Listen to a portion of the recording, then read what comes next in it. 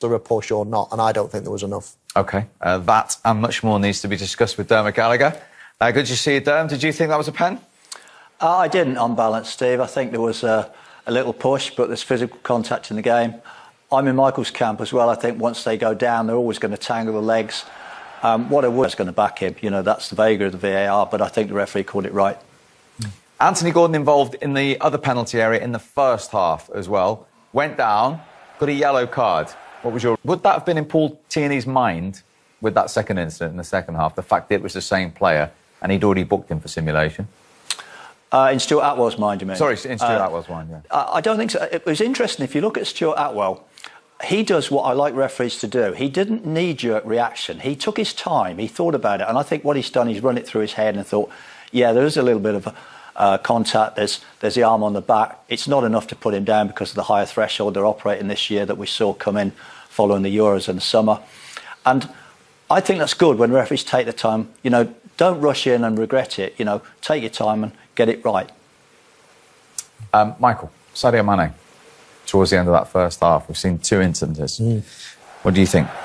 For that incident to be that neither Everton player has gone to ground, we were trying to credit that. And because of that, those incidents haven't been looked at.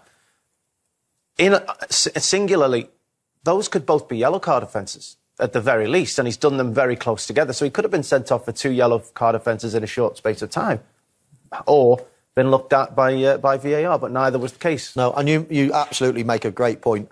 We cannot just say if he had gone down and the players rolled around. That should not come into it at all. It should just be the action. Does that deserve a yellow card or go down or not? But full credit to the Everton players for not sort of simulating, let's say. You've heard the gentleman, Derm. What do you think? I think it raises a number of issues, Steve. Firstly, is it violent or is it aggressive? I think they're both yellow card offences, and this is where the VAR is hamstrung because it looks at them both and says, yeah, that's a yellow card, not a red card, so I can't get involved. Looks at the second one, that's a yellow card, yeah, not a red card, so I can't get involved. He can't recommend a yellow card, so therefore the referee sees the first one and acts on it because it's been brought to his attention by the assistant. The second one, as we see, happens behind his back. So unfortunately, Mane has been... Is that not, though, I know you're saying shouldn't get involved at yellow card offences, but is that not one of those occasions where you actually say to the referee, did you actually see this incident? And if the referee says no, then you say, well, go and have a look. I'm not saying if it's a yellow or a red, but an incident has happened, and if you haven't seen it, go and take a look at it.